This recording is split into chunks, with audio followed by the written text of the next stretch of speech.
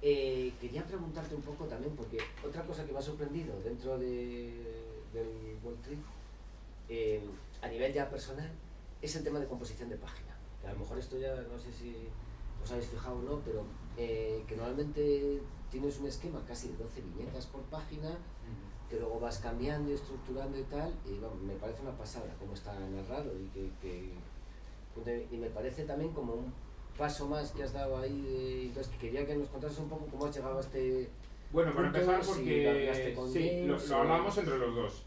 Se juntan dos cosas. Primero, que había muchas cosas a nivel narrativo que yo en superhéroes no me podía permitir hacer, porque básicamente pues salvo que sea una cosa muy particular, como fue el caso de tu Hawkeye, tú te planteas una página de 2 viñetas en plan rejilla a un editor de superhéroes y te van a mirar con cara de igual te dejan hacerlo, pero igual no te encargan más trabajo, ¿no? Es así, porque normalmente los editores americanos no te dicen que no, simplemente dejan de trabajar contigo, ¿no? Te dan libertad, pero allá tú con las consecuencias de tus actos. Entonces, pues bueno,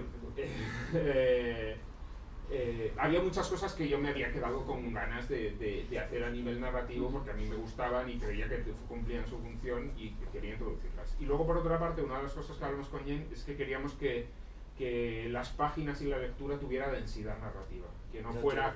Claro, el cómic en los últimos... Bueno, yo creo que prácticamente durante este siglo, de forma progresiva, ha tendido a descomprimir la narración cada vez más. Menos semillas.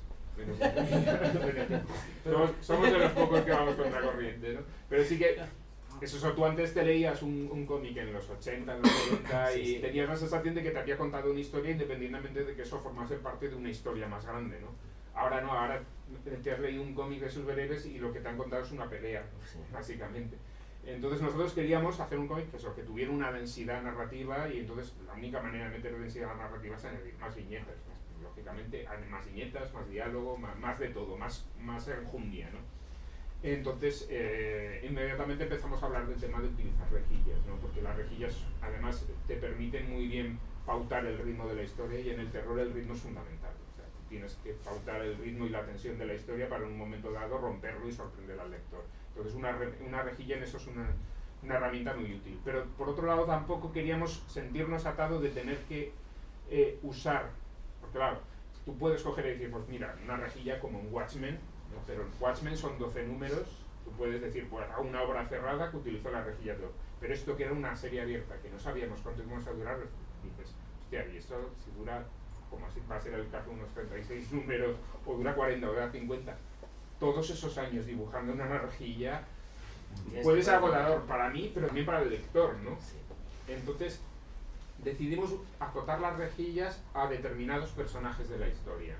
Entonces hay 2 personajes de la historia que además tiene sentido que ellos utilicen la misma rejilla, cuando se lee uno se da cuenta de por qué utilizan siempre la misma rejilla, ¿no?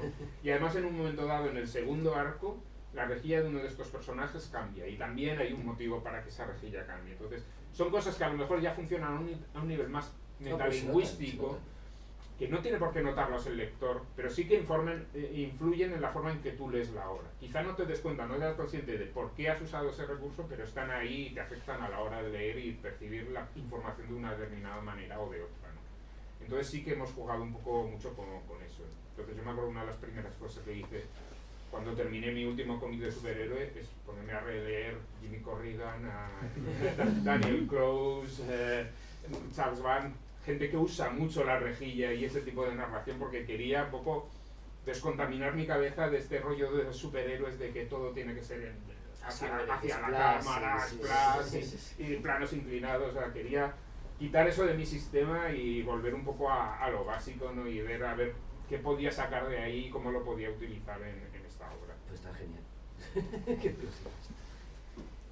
pues si queréis vamos haciendo, pero que lo tenemos ya. Son casi menos cuarto. ¿Queréis hacer alguna preguntilla a alguien? Cuenta. Ahora, quería preguntar a Fernando, antes de hablar de Wall Street, del grupo de Zaragoza, porque yo lo llevo siguiendo muchos años. Bueno, David López lo conocí porque estuvo en Dueñas, por aquí cerca. Sí. Me gusta mucho Jesús Saiz, me gusta mucho lo que haces. Da la impresión de que os lleváis muy bien y que no sé si la escuela de Zaragoza, pero... Bueno, empezamos juntos realmente. Todos nos conocimos, bueno, yo conocí a Jesús de antes, bueno, realmente el que primero conocí fue a Javi Pina, que éramos compañeros en la escuela de artes. Y Javi conocía a Jesús y me lo presentó un día y entre todos empezamos a hablar de hacer un fanzine juntos y tal. Y estábamos haciendo un fanzine, yo trabajaba en una copistería y un buen día apareció David López a hacer fotocopias de sus cómics y yo lo fiché inmediatamente para el fanzine, ¿no? Y luego acabamos compartiendo estudio juntos y yendo a los salones juntos y empezamos juntos, aprendiendo los unos de los otros y chinchándonos y cogiéndonos borracheras y pues sí. Y que hayas llegado todos, digamos, a donde habéis llegado es una pasada. Bueno, no sabes la vida cómo va. Es que eso es lo que son de estas cosas que se junta una energía ahí común entre todos que te vas animando unos a otros, pues a lo mejor por separado lo hubiéramos tenido más difícil, pero yo qué sé. Por ejemplo, Jesús es un tío que le gusta mucho moverse, pero luego es un tío que tiene una capacidad social brutal. Y yo es al revés, a mí me cuesta muy poco moverme, pero luego socialmente me cuesta más relacionarme, entonces como que nos complementábamos, ¿no? Entonces, yo le sacaba de casa y luego él es el que se metía en el bolsillo a los editores y todo acaba beneficiando de una manera u otra, ¿no? Gente baja. Sí, son todos más. Y Álvaro Ortiz también, que está de Zaragoza también. Álvaro Ortiz fue alumno mío. Sí, en una casa de juventud. Qué bueno. Yo hacía un taller sobre fanzines y ahí estaba Álvaro. Sí. Le hemos tenido aquí mismo presentándole la pequeña ingeniería. Y luego yo dejé la casa de juventud y fue David López el que continuó dándoles clase. Fíjate. ¿Alguna preguntilla más? ¿Alguna cosa? ¿Tenéis alguna duda? ¿Queréis que comentemos algo? ¿Nadie? ¿Estáis todos...? Os hemos contado... Sabiendo que los antecedentes un poco de James Tynion de que le cuesta terminar series, ¿te da miedo que a lo mejor no llegue a acabarse? A ver, lo que le cuesta es entregar páginas, pero las series yo creo que él tiene muy claro cuándo van a terminar. Las terminará cuando él quiera, pero creo que no haya dejado ninguna tirada. No, están en paz, ¿no? Sí. Me pasa que sí. No, pero él estaba trabajando en ellas, lo que pasa es que a su ritmo y claro, pues, es que tiene 50 además, colecciones a la vez. luego se estaba montando su imperio del mal para conquistar el universo comiquero, entonces todo eso es realmente, quiero decir, él trabaja lento, pero no es porque no trabaje, es porque está metido en mil cosas, pero el tío no para, o sea, realmente es un currante de la hostia.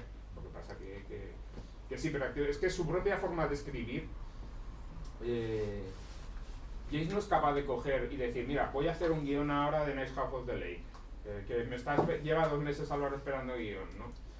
No, él escribe una escena de Nice House of the Lake y luego necesita cambiar a otra cosa, y entonces escribe una de Wall Street, entonces salta otra vez. Él, o sea, no es capaz de pensar seguido en algo, necesita estar saltando de un proyecto a otro y también para no estancarse, para no repetirse, entonces es como un poco pues eso, el limpiar también tu sistema, de cambiar completamente de tercio y decir, venga, ahora vamos a contar esto todo, y ahí él nota que trabaja mejor de esa manera.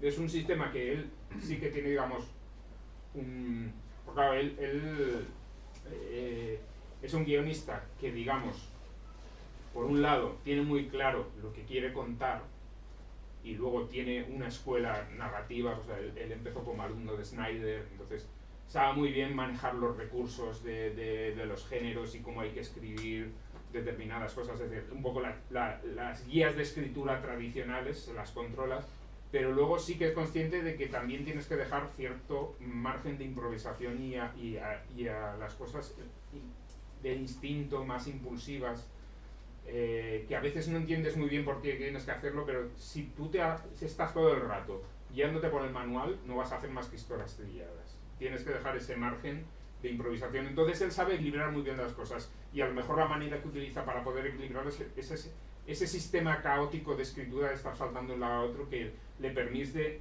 no encasillarse y no tirar de soluciones de manual, ¿no? Constantemente, ¿no? No sé si era la pregunta o un video por la rama. No, está genial. Al estar en DC no tiene más presión por parte de DC para que termine más los guiones, o tardarán mejor, aunque a lo mejor... Claro, cuando estaba, él siempre lo dice que toda esa escuela más de cómo escribir de manual es lo que aprendió en DC, pero precisamente por eso se fue de DC, para no tener que seguir escribiendo de esa manera y poder escribir de una manera un poco más libre, más a su rollo, ¿no? Entonces, claro, prácticamente yo creo que no hace nada. claro, en DC él era... siempre entregaba los guiones puntualmente. El precio a pagar es que, claro, o sea, al volverse todo más caótico, también su forma de entregar se ha vuelto... creativo de Vertigo, ¿no? ¿Mm? ¿No va a ser el director creativo de Vertigo ahora? ¿O algo así? Ah, vale. No, ahora mismo en DC lo único que está haciendo es el Night House of the Sea y ahora, Sí que ahora el crossover este que están haciendo entre Marvel y DC escribió una pequeña cosa, pero bueno, son pequeños caprichos. Él en principio así va a seguir con sus Creator con Tiny Onion, que es lo que le importa a él ahora. Es que se ha formado su propia empresa ya. O sea, Claro. sí, que han comprado también los derechos de la Universal ahora, por cierto, porque... No, eso lo compró Skybound. Lo que pasa que pero varias de las series se han producido desde Tiny Onion. Creo que sabía yo. Sí, Hice las portadas de El Hombre Invisible yo. Sí, hizo la de Drácula con Martin Sí. Simons y ahora Martin Simons va a hacer una con Michael Walsh, que ya había hecho Frankenstein. Vale, Michael Walsh sí. también dentro del paraguas de Tiny Onion. Tiny Onion es como una productora independiente de cómics. Ellos no publican cómics, pero producen cómics que ya se los dan editados y preparados para imprimir Ahí. a diferentes editoriales como Emails, como Boom, Dark Horse.